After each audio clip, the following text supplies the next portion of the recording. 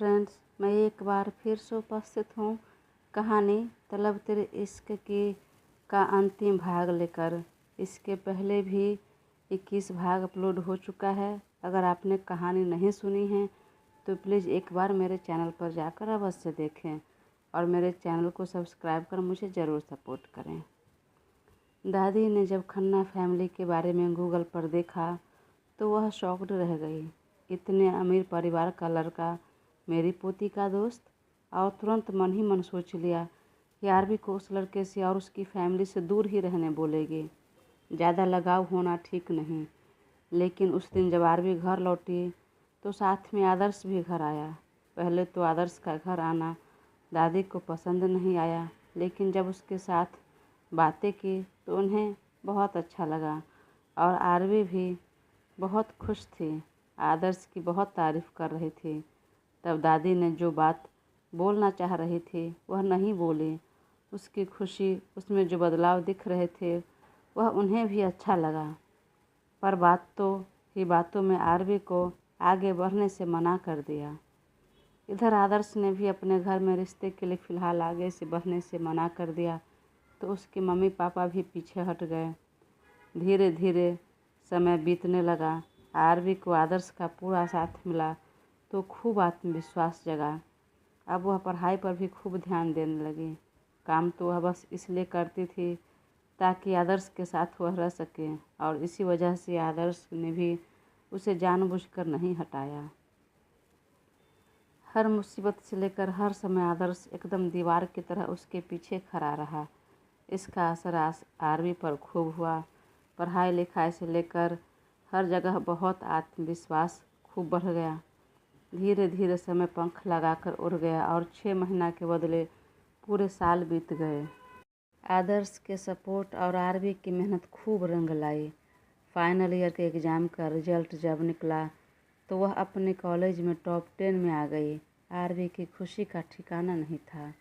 दादी भी बेहद खुश थी और वह रिजल्ट लेकर सीधा आदर्श के पास जाने लगी, रिजल्ट दिखाने भी और अपने दिल की बात कहने भी। लेकिन दादी ने रोक लिया। बेटा, उस दोस्त को दोस्त ही रहने दीजिए, इससे आगे मत बढ़िए। कहाँ वो और कहाँ आप जो सोच रही हैं वो नहीं हो सकता।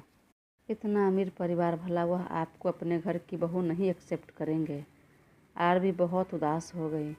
ऐसा आप क्यों सोच रही है दादी? क्योंकि बेटा, मैं भी कुछ इसी परिस्थिति से गुजर चुकी हूँ। और सिर्फ अमीरी गरीबी की बात नहीं, बात यहाँ परिवार की भी आ जाती है। आप एक अनाथ हैं, कोई नहीं है आपका, तो हो सकता है उसके परिवार वाले एक्सेप्ट ना करें। ऐसा क्यों लग रहा है दादी आपको? क्योंकि बेटा, मैं भी अनाथ ही थी, कोई नहीं था मेरा, और मुझे भी किसी ने पाला पोसा ही था। और आपके जैसे ही मैं भी किसी अमीर परिवार के लड़के के प्यार में पड़ गई, और जब मैं शादी करके ससुराल आई तो किसी ने मुझे एक्सेप्ट नहीं किया। सारे घर वाले मुझे नीच नज़रों से देखते, बहुत भेदभाव होने लगा मेरे साथ। मैं धीरे धीरे कोशिश कर रही थी कि शायद सबको मना लूँगी, अपने बस में कर लूँगी। लेकिन इससे पहले ही मेरे पति का एक एक्सीडेंट में गुजर गए और सब ने मुझे घर से निकाल दिया। और तब से मैं पेपर बेचकर गुजारा कर रही थी, और तभी आप मिल गई मुझे, इसलिए बोल रही हूँ बेटा। दादी के दुख सुनकर आरवी की आंखों में आंसू आ गए। पर फिर उसने कहा, दादी, सब ऐसे तो नहीं हो सकते ना। मैं भी आदर्श की फैमिली से मिल चुकी हूँ, बहुत अच्छे हैं वह मुझे अपनी बेटी मानते हैं और ख़ुद को मम्मी पापा कहने बोलते हैं, और मैं मम्मी पापा ही बुलाती हूँ। और आपको पता है दादी, इतनी प्रॉब्लम से मुझे निकालने वाला, इतना कॉन्फिडेंट मन में भरने, पढ़ाई में इतनी अच्छी हो गई मैं, इस सब के पीछे एक वही इंसान है, आदर्श। फिर भी आपको लगता है वह ऐसा करेगा? और मैं उससे बहुत प्यार करती हूँ दादी। मैं उनसे अलग होने का, दूर होने के बारे में सोच भी नहीं सकती। तब दादी कुछ नहीं बोली। अब आरवी उनके पैरों के पास बैठ जाती है। ठीक है दादी, आपको नहीं अच्छा लगा और आप नहीं कहेंगे तो मैं शादी नहीं करूँगी। लेकिन एक बार कम से कम आप आदर्श के मम्मी पापा से मिल लीजिए, उसके घर वालों से। वह दोनों बात करते ही रहते हैं कि तब तक आदर्श अपने मम्मी पापा के साथ आ जाता है और जैसे ही घर के डोरबेल बजाती है तो आरवी और दादी एक दूसरे की तरफ देखने लगती है कि वहाँ कौन है। आरवी आगे बढ़कर डोर खोलती है तो सामने आदर्श और उसके मम्मी पापा को देखकर खुशी का ठिकाना नहीं रहता है और तुरंत झुककर दोनों का पैर छूती है और अंदर बुलाते हैं। आदर्श के मम्मी पापा पहली बार आरवी के घर आए रहते हैं। आरवी और उसकी दादी को बहुत शर्म होता रहता है इतने छोटे घर में उन सबको देखकर, लेकिन दीपा जी उनके मन की भावनाएं को समझ गई और तुरंत सोफा पर जाकर बैठते हुए कहा, समधन जी, शर्माने वाली बात नहीं, हम दोनों बराबर हैं और रिश्तों में ऊंच नीच नहीं होना चाहिए। तो मन में कोई हीन भावना मत लाइएगा। मैं बहुत खुश हूँ। मुझे आपके घर से नहीं अपनी बहू से मतलब है और मुझे बहू बहुत पसंद है। और तभी आरवी रिजल्ट दिखाती है। आदर्श वहीं बैठा देखता रहता है। तभी दीपा जी कहती है, पढ़ाई तो पूरी हो गई, फिर आगे क्या सोचा है? अब आगे एमबीए करने का सोचा है, तो दिल्ली के कॉलेज के बारे में पता लगा रही हूँ और एडमिशन कब से शुरू है वह पता करके जो भी प्रक्रिया है वह शुरू कर दूँगी। तभी आदर्श ने कहा, एमबीए करने जाना तुम, लेकिन उससे पहले शादी होगी। आरवी चौंक कर आदर्श की तरफ देखने लगती है तो वह बोला, ऐसे क्यों देख रही हो? यह मेरा नहीं मम्मी पापा का कहना है और उनकी बात मैं बार बार टाल नहीं सकता। तो सब हंसने लगते हैं और दादी भी बेहद खुश हो जाती है। कुलदीप जी बोले, अरे बेटा, अभी पंडित जी को बुलाकर शुभ मुहूर्त निकलवा देता हूँ। कुछ देर में पंडित जी आते हैं और अगले हफ्ते का शुभ मुहूर्त निकलता है। दादी सकपका जाती है, समझी जी, हम इतने जल्दी कुछ इंतज़ाम नहीं कर पाएंगे। शादी में कितना इंतज़ाम होता है, बेटी का ब्याह है, हमें कितनी व्यवस्था करनी पड़ती है, इतनी जल्दी कैसे हो पाएगा? सब हो जाएगा समधन जी, क्यों इतना टेंशन ले रही हैं आप? मैं हूँ ना, हम सब मिलकर करेंगे शादी की तैयारी। पर आप कैसे? वैसे ही जैसे अपने बेटे की शादी की तैयारी करूँगा, तो सब हो जाएगा, आप चिंता मत कीजिए। और तभी शादी कैसे होगी वह सब बातें करने लगते हैं तो हे माँ जी सिर झुका लेती है। क्या हुआ समधन जी, आपने सर क्यों नीचे किया? अरे आप बेटी की माँ हैं, आपका सिर तो गर्व से ऊंचा होना चाहिए। आप अपनी बेटी हमें दे रही हैं, यह हमारा सौभाग्य है। हाँ समधे जी, लेकिन आपका परिवार कहाँ और हमारा कहाँ? हम आपका स्वागत कहाँ कर पाएंगे? बिल्कुल कर पाएंगे। अगर आपको ऐसा लग रहा है तो ठीक है, हम बस 5 लोग को लेकर आ जाते हैं और आप जहाँ कहेंगे, जिस तरीके से कहेंगे, उसी तरीके से एकदम सिंपल सादे तरीके से मैं अपने बेटे का विवाह करने को तैयार हूँ। पर मैं आपके आगे हाथ जोड़ता हूँ, आप इनकार मत कीजिए और मन में कोई हीन भावना मत लाइए। अरे अब हम रिश्तेदार हैं तो इसमें ऊंच नीच की भावना क्यों? हम दोनों ही बराबर हैं। तब आदर्श सोफा पर से उठकर दादी के पास बैठते हुए कहा, दादी क्यों परेशान हो रही है? यह भी आरवी का घर है, वैसे वह भी आरवी का घर है। यहाँ आप दादी हैं और वहाँ ये माँ बाप, और माँ बाप बच्चों के लिए कुछ करे, इसमें गलत कहाँ है? क्या है? और शादी थोड़ी ना बार बार होती है, तो प्लीज़ अच्छे से होने दीजिए ना। एक ही बार शादी करेंगे हम, बार बार थोड़ी ना करेंगे। सुनकर सब हंसने लगते हैं और शादी की तैयारी शुरू हो जाती है। 1 हफ्ते बाद शादी रहती है और बहुत शानो शौकत से दोनों की शादी संपन्न हो जाती है। आरवी दुल्हन बनकर आदर्श के घर आ जाती है। यहाँ भी उसका खूब भव्य तरीके से गृह प्रवेश होता है और आदर्श के साथ वह अपने कमरे में जाती है। आरवी तुरंत बोलती है, मुझे चेंज करना है, तब से इतना भारी कपड़ा पहनकर परेशान हो गई हूँ मैं। आदर्श ने उसे बाहों में भरते हुए कहा, इतनी जल्दी क्यों? रहने दीजिए ना, आज हमारा सुहाग रात है और यह काम मेरा है। आज तो हम चेंज करेंगे अपने हाथों से। तो आरवी शर्मा जाती है और आदर्श के सीने से लग जाती है। तभी आदर्श ने कहा, इधर आइए, आज हमें किसी से किया हुआ वादा पूरा करना है। और आदर्श उसे पकड़कर खिड़की पर ले आता है जहाँ पूर्णमासी की चांद आसमान में चमक रहा था।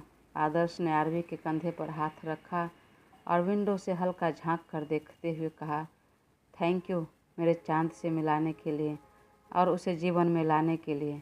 मैंने कहा था ना कि जिस दिन मेरे जीवन में आ जाएगी तब हम दोनों दीदार करेंगे, और अब हमेशा हम दोनों ही दीदार करेंगे। थैंक यू, तुम यूं ही चमकते रहना और मेरे चांद को भी मेरे घर में, मेरे जीवन में ऐसे ही चमकते रहने देना, यूं ही रोशन करते रहने देना। आरवी सुनकर मुस्कुरा रही थी और उसे भी कुछ बातें याद आ रही थी। तभी आदर्श ने आरवी ने चांद की तरफ देखा और कहा, इस चांद के दीदार तो हम कर लिए, अब इस चांद का दीदार कर ले। चलिए। बोलते हुए उसने विंडो बंद किया और आरवी को गोद में उठाकर बेड पर लिटा दिया और खुद भी बगल में लेटकर उसे आगोश में भरने लगा। तो आरवी शर्माने लगी और उसकी पकड़ से छूटने के लिए कसमसाने लगी, तो आदर्श ने उसे छोड़ दिया। आरवी बेड से उतर गई। यह देखकर आदर्श ने कहा, ठीक है, इतने महीनों से इंतज़ार कर रहा हूँ, दिल की बात बोलने में इतना समय लगा दिया आपने, और बोला भी तो कुछ करने नहीं दिया, आगे बढ़ा भी तो कहा शादी का इंतज़ार करो, और वो शादी भी हो गई तभी भाग रही हो। आखिर कितना इंतज़ार करूँ? सुनकर आरवी पीछे मुड़ी और उसका चेहरा अपने हाथों में भरते हुए कहा, बिल्कुल भी नहीं, अब बिल्कुल इंतज़ार नहीं करना है आपको। लेकिन करवा तो रही हो ना। वह अपनी बात पूरी करता उससे पहले ही आरवी आगे बढ़कर आदर्श के होंठ पर अपना कब्जा जमा चुके थे। आदर्श का तन मन गुदगुदा गया, आंखें बड़ी हो गई। उसे जरा भी उम्मीद नहीं थी आरवी इस तरह आगे बढ़ेगी। कुछ देर में आरवी उससे अलग होकर दूर जाने लगी तो आदर्श ने कहा, अब जब आप आगे बढ़े तो पीछे नहीं हट सकती, अब तो बिल्कुल नहीं बचेंगी मैडम। बोलकर उसे बाहों में उठाकर बिस्तर पर रख दिया और धीरे धीरे उसकी सारी ज्वेलरी उतार दिया। आरवी बहुत शर्माने लगे और उसने कसकर अपनी आंखें बंद कर ली, तो आदर्श ने उसे उसका चेहरा अपने हाथों में थाम लिया और चुंबन की बौछार कर दी। अचानक आरवी भावुक होने लगी तो आदर्श चौंक गया। क्या हुआ जान, क्यों रो रही हो? तुमने कहा इसलिए मैं आगे बढ़ा। अगर तुम्हारा मन नहीं है तो ठीक है, कोई बात नहीं। जब इतना दिन इंतज़ार कर लिया तो कुछ दिन और सही। नहीं सोना, अब और इंतज़ार नहीं। और यह तो मुझे इतनी खुशी मिली है, उस खुशी के आंसू है।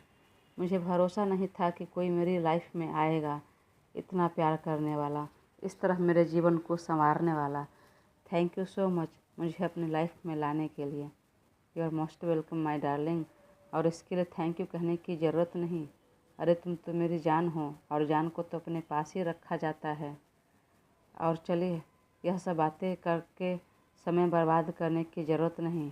बोलकर उसे अपनी बाहों में भर लिया और चल पड़े दोनों अपने प्यार के हसीन सफ़र पर। अगली सुबह आरवी की आंखें खुली तो आदर्श बगल में गहरी नींद में सो रहा था। उसे देखकर लग रहा था कि एकदम चैन और सुकून से सो रहा है। आरवी उठी और उसके माथे को चूम लिया। थैंक यू मेरे लव, मेरे जान, मुझे अपनी लाइफ में शामिल करने के लिए। मैं आपसे बहुत प्यार करती हूँ और बहुत प्यार करूँगी, इस जन्म में नहीं, आने वाले सभी जन्मों में। Love you so much. तभी आदर्श ने आंखें खोली और वापस उसे ब्लैंकेट में खींच लिया। समय बीता। 2 साल बाद आदर्श KD ग्रुप्स का MD बन चुका था और आरवी CEO। और कुलदीप जी और दीपा जी घर की जिम्मेदारी बहू को देकर वर्ल्ड टूर पर चल पड़े। बुजुर्ग दादी अब आरवी के साथ ही रहती थी और तीनों मिलकर खुशी से थे। दोस्तों, यह कहानी यहीं समाप्त होती है। उम्मीद करती हूँ आप लोगों को पसंद आई होगी। बहुत जल्द मैं एक नई कहानी शुरू करने जा रही हूँ। प्लीज़ अपना साथ बनाए रखें। धन्यवाद।